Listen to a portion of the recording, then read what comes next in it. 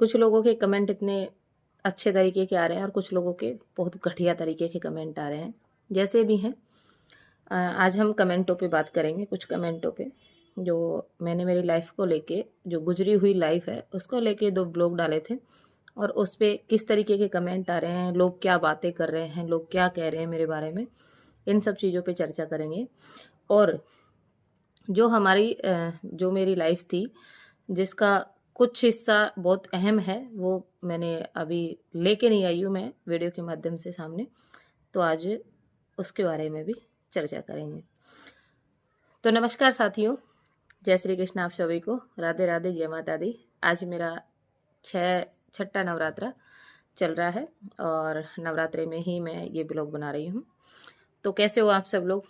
हम उम्मीद करते हैं कि आप सब लोग बढ़िया ही होंगे, एकदम स्वस्थ होंगे, मस्त होंगे, बिंदास होंगे। तो जैसा कि आप सब लोग जानते हैं, पहले मैं अपना परिचय दे देती हूँ। मैं रश्मि मीणा, प्रेजेंट जो मेरा ब्लॉग बन रहा है वो मैं भरतपुर से बना रही हूँ और मैं रहती भी भरतपुर में हूँ।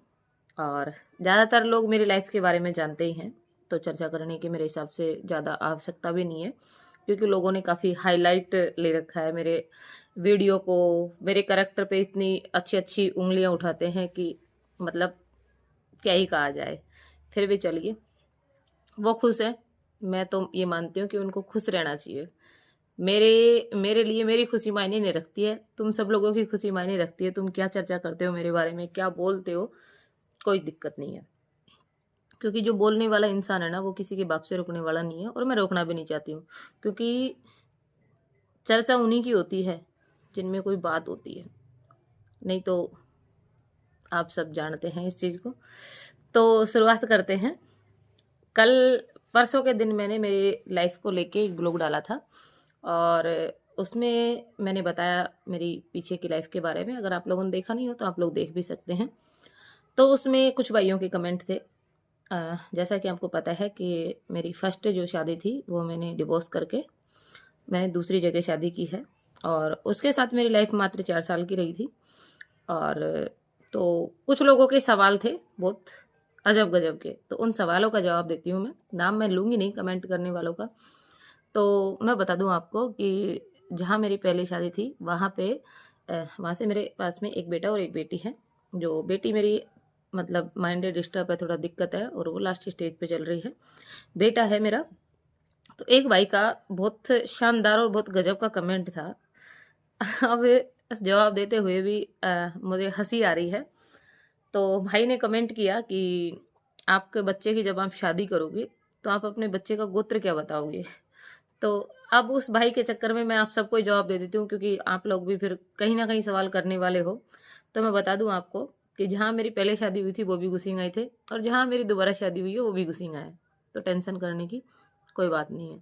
और रही बात जाति की, गोत्र की, धर्म की, इन सब चीज़ों पे मैं ज़्यादा लोड नहीं लेती हूँ।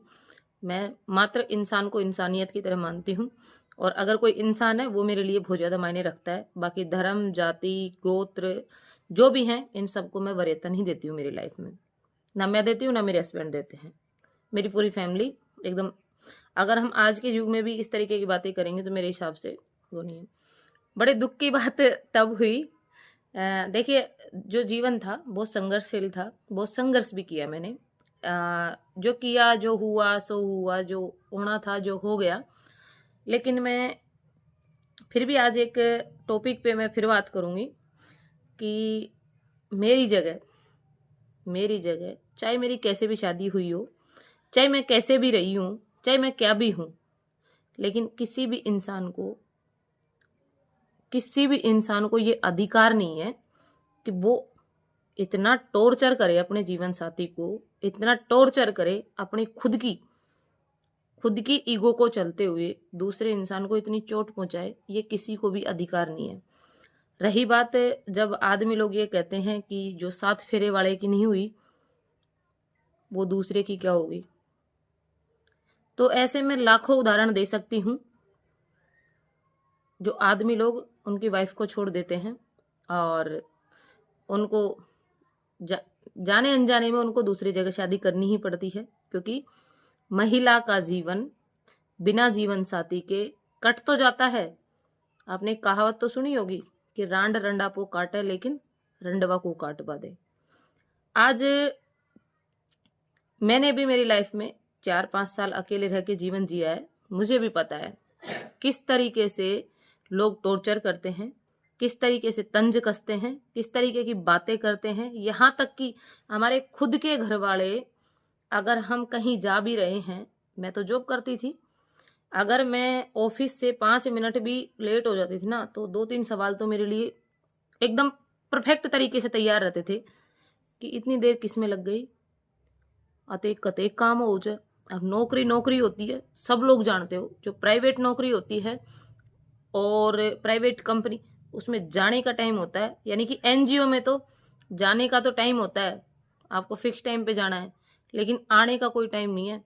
5 भी बज सकते हैं, 5:30 भी बज सकते हैं, 6 भी बज सकते हैं और 7 भी बज सकते हैं। क्योंकि फील्ड का काम एक ऐसा होता है कि फील्ड में अगर आदमी गया और वहाँ पे अपना काम करने लग गया तो वो वहीं पे अटक कर रह गया। तो फिर भी चलो कोई नहीं, मैंने 2-3 साल 5 साल अकेले जीवन जिया। अकेले जीवन जीने में भी मुझे बड़ी कठिनाइयों का सामना करना पड़ा। और मैं बता दूं आपको कि वहाँ से मेरा डिवोर्स लेने का सबसे अहम रीज़न क्या था। बहुत सारे लोगों को ये लग रहा होगा कि इसने शराब की वजह से ही डिवोर्स लिया। शराब एक कारण हो सकता है, लेकिन कारण कुछ और भी था। मैंने 3-4 साल मैंने वहाँ जीवन जिया, उसके बाद में मैंने नौकरी की, तो मैंने 2-3 साल फिर मैंने सोचा कि रिश्ते में सुधार आएगा तो मैं कोशिश करूँगी और हो सकता है। तो बंदा ड्रिंक कर कर के टीबी हो गई, लेकिन फिर भी ड्रिंक करना नहीं छोड़ा। मैंने फिर उसका टीबी का भी इलाज करवाया, चल कोई बात नहीं। मैं नौकरी करती थी और वो बंदा तो कोई काम ही नहीं करता था। वो तो आज भी ऐसा नहीं ठल्ला डोलता है, वहाँ के आसपास के लोग मेरे वीडियो देखेंगे, ये खुद भी देखता होगा, तो आज भी वो ऐसे नहीं ठल्ला डोलता है, दूसरों की चमचागिरी करके खाता है, दूसरों का जूठन उठा उठा के खाता है। आज भी उसकी वही कंडीशन है, क्योंकि ना तो वो कल कमा के खाता था, ना आज कमा के खाता है। वो दूसरों के टुकड़ों पे, आज भी वो दूसरों के टुकड़ों पल रहा है और कल भी वो दूसरों के टुकड़ों पल रहा था। रही बात मेरी जिंदगी की, तो मैंने लास्ट फैसला जब लिया, मेरा बेटा जिस दिन जन्म लेगा, आपने पिछले ब्लॉग में देखा होगा कि मैंने बताया भी था कि छोटी दीपावली पे मेरा बेटी का जन्म हुआ और दीपावली के दिन छुट्टी मिल गई। तो उसी बीच में जो मेरी सास थी, काड़क्या, काड़क्या बोलते हैं ऐसे लोगों को, डायन, जिसको डायन कह सकते हैं, वो लाइफ की डायन थी, डायन। मेरे पास में एक भी फल फ्रूट खाने के या एक गिलास दूध लेने तक का पैसा नहीं था जब मेरा बेटा हुआ था। और जिस दिन जन्म हुआ बच्चे का, उस दिन भी मैंने रोटी खाई, जो भी चटनी रोटी जो मिली मुझे, क्योंकि कंडीशन वो थी कि आज मैं उस कंडीशन को याद करती हूँ ना, तो उस टाइम मेरे पास में 5 रुपए का सिक्का नहीं था कि मैं मेरे बच्चे को अगर कोई बीमारी हो गई तो मैं कैसे। और जिस दिन बच्चा हुआ उस दिन भी ड्रिंक करके टुल, दूसरे दिन भी टुल, तीसरे दिन भी टुल। सासू माता जी सब आती है, काल क्या चांडाल कि आ गई साहब बेटा होते ही, और ले आए साहब हॉस्पिटल से घर। उससे 15-20 दिन पहले वो बंदा किसी के घर घुस गया था ड्रिंक करके, तो पूरे गांव वालों ने मिलके उसको पीटा नशे में, क्योंकि रांडीबाजी को शौक और नशाबाजी को शौक। तो भाई कोई पीटेगो, आप भी जानो, तो महिला क्या करेगी उसमें। महिला तो गई नहीं थी, तू उसके घर पे जाके घुस और तू उनकी लड़कियों को छेड़ या किसी के घर पे घुस। ये फैक्ट बात है, कहीं भी कोई भी आदमी किसी से भी पूछ सकता है, इसमें 1% झूठ नहीं है। नवरात्रे कर रखे हैं, आज 6 दिन हो गए अन्न भगवान को मुंह में लिए हुए, तो साहब चांडाल ने कहना स्टार्ट किया कि तूने पिटवाया था मेरे छोरे को, तूने मेरे छोरो तो दारू ही को पिए, मेरे छोरो तो ए भी को करे, मेरे छोरो तो शोई को नहीं, मेरे छोरो तो शोई को नहीं, गाली काटवा स्टार्ट कर दिया साहब। जिस दिन मेरा बेटा 2 दिन का था, ठीक है, सुनते रही, मैं सुनते रही, क्योंकि मुझे तो दिन निकालना था मेरा, क्योंकि मैं तो कुछ लायक ही नहीं थी उस टाइम। जब महिला की जब डिलीवरी होती है तो उसकी क्या कंडीशन होती है ये आप सब लोग जानते हैं, फिर भी मैं चुप रही। तो साथियों क्या ही बताया जाए, वो चांडाल उसके यार को, जो उसने पैदा कर रखा था, उसको 500 रुपये दे गई और वहां से दूसरी जगह जमीन ले रखी थी, चली गई। तो वो चांडाल जो 500 रुपये दे के गई ना, उस 500 रुपये से उसका वो यार जो उसने पैदा कर रखा है, उसके हमेशा वो पक्ष लेती थी। आज भी मुझे बड़ी तकलीफ होती है इस चीज़ को सोच के समझ के कि वो पूरे 500 रुपये का पौवा चढ़ा के और उसने डिलीवरी के टाइम पे मुझे पीटना स्टार्ट किया। और मुझे तो पता ही नहीं, मुझे होश ही नहीं कि मेरी क्या कंडीशन हो रही है। जब मॉर्निंग में जब मेरी आंखें खुली तो मेरा बच्चा कहाँ पड़ा हुआ था, मुझे होश नहीं था। और पूरा कमरा, जिस कमरे में मैं थी, वो कमरा ब्लड से चारों तरफ से रचा पड़ा था, क्योंकि जैसे जैसे मेरे पेट पे उसने लात मारी तो डिलीवरी तो हुई थी, तो ब्लीडिंग पूरे कमरे में बिखरी हुई। और मेरी वो कंडीशन जो किसी को मैं बता नहीं सकती, ऐसी कंडीशन मेरी। अब आप मुझे बताओ कि ऐसे इंसान के साथ जिंदगी कौन सी महिला काट सकती है जो डिलीवरी के टाइम पे ड्रिंक करके अपनी वाइफ को पीटता है? कोई है क्या ऐसा इंसान जो अपनी बहन बेटी को ऐसे इंसान के साथ में रहने देगा? आप मुझे बताओ इस चीज़ को। आपको क्या लगता है कि कोई रश्मि जैसी महिला अपने घर को छोड़ना चाहेगी? अरे आप क्या बात करते हो। मैंने भैंस रखी है 3-3, 2 गाय 3 भैंस, और फिर इनका काम करके भी मैं बेलदारी जाती थी। वहाँ के लोग जब भी कहीं मिलो किसी से तो वहाँ के लोगों से आप पूछना कि जब बच्चा पेट में था तब भी वो बेलदारी करती थी। तो उसके बावजूद भी लोग कैसे किसी के करैक्टर पे उंगली उठा सकते हैं? मैंने जॉब करना स्टार्ट किया।